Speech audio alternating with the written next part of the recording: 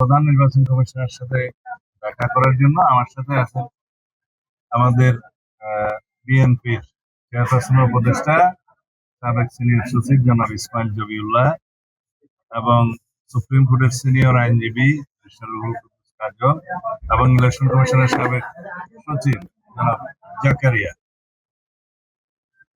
আমরা কিছু গুরুত্বপূর্ণ বিষয়ে এবং কিছু আইনি বিষয়ে, আচরণবিধির কিছু বিষয়ে আমরা কথা বলতে এসেছিলাম।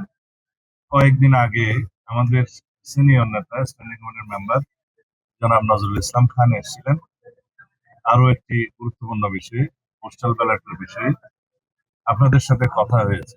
আমরা আজকে যে সমস্ত বিষয়ে আইনি ব্যাখ্যা কিছু ওনাদেরকে বুঝিয়েছি, কিছু কিছু পয়েন্টে আর কিছু পয়েন্টে আচরণবিধির কিছু পয়েন্টে, এবং আর দুই একটা বিষয়ে আমরা উদ্বেগ প্রকাশ করেছি। এগুলো তাদের সাথে আলোচনা হয়েছে। আমার মনে হয় এর বেশি কিছু বলার নাই। তারা এগুলো বিবেচনা করবেন কমিশনে বৈঠক করে, সেটুকু আশ্বস্ত করেছে।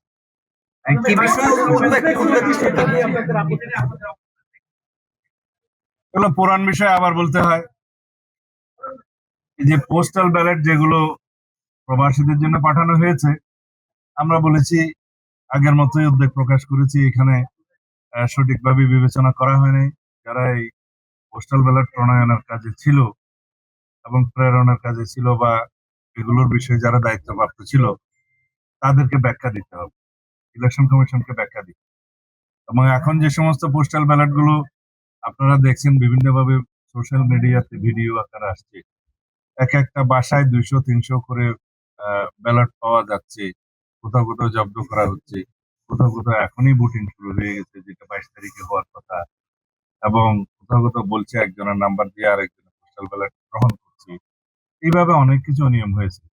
যেহেতু বাংলাদেশে প্রবাসীদের ভোটদানের এই নিয়মটা এই প্রথম এক্সারসাইজ হচ্ছে, এখানে কিছু ভুলভ্রান্তি থাকতে পারতো, তবে যে ভুলভ্রান্তিটা হচ্ছে এখানে আমরা ভিক্টিমাইজড, আমরা ক্ষতিগ্রস্ত হচ্ছি, এবং একটি নির্দিষ্ট রাজনৈতিক দলের পক্ষ হয়ে কিছু কিছু এখানে কাজ হয়েছে বলে আমাদের ধারণা, এবং সেটা প্রকাশিত হয়েছে। আসলে ধারণাও নয়, সেটা প্রমাণিত হচ্ছে। এখন আমরা বলেছি এই বিষয়ে আপনাদেরকে পরিষ্কার ব্যাখ্যা দিতে হবে। এই প্রবাসীদের কাছে যে সমস্ত ব্যালট পাঠানো হয়েছে, কিভাবে পাঠানো হয়েছে, তারা কিভাবে ভোট দিবে, ওখানে কিভাবে স্ক্যান করবে, আর এক জায়গায় যদি 200-300 ব্যালট পাওয়া যায় সেক্ষেত্রে কি ব্যাখ্যা দিবেন, পররাষ্ট্র মন্ত্রণালয় কি ব্যবস্থা নেবে, এই সমস্ত বিষয়ে আমরা আলাপ করেছি।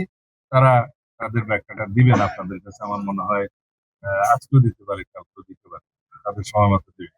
আর আচরণবিধির বিষয়ে আমরা একটা বিষয় দৃষ্টি আকর্ষণ করেছি, যে ভোটার স্লিপ প্রদানের ক্ষেত্রে আমরা যেহেতু চাই অধিকাংশ ভোটে অংশগ্রহণ করুক, দেশে সবাই চায়, তো সেই ক্ষেত্রে তারা যাতে তাদের ভোটের নাম্বারটা এবং প্রার্থীর নাম, প্রতীক ইত্যাদি পায় ভোটার স্লিপের মাধ্যমে, সহজ হয়। সেটা না করে তারা ভোটার স্লিপের মধ্যে বলেছে কোনো পার্টির নাম দেওয়া যাবে না, মার্কা দেওয়া যাবে না, এবং প্রার্থীর ছবি দেওয়া যাবে না।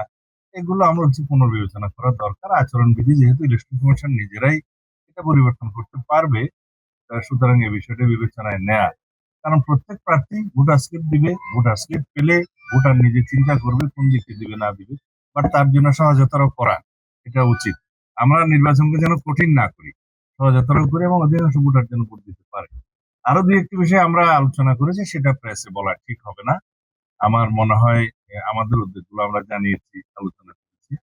আর যে সমস্ত বিষয়গুলো এখন আপিল শুনানিতে চলছে, এই বিষয়গুলো যেহেতু অনেকটা আমরা বললে এটা সাবজুডিস হবে, সেই জন্য আমরা এখানে আলোচনা করছি না।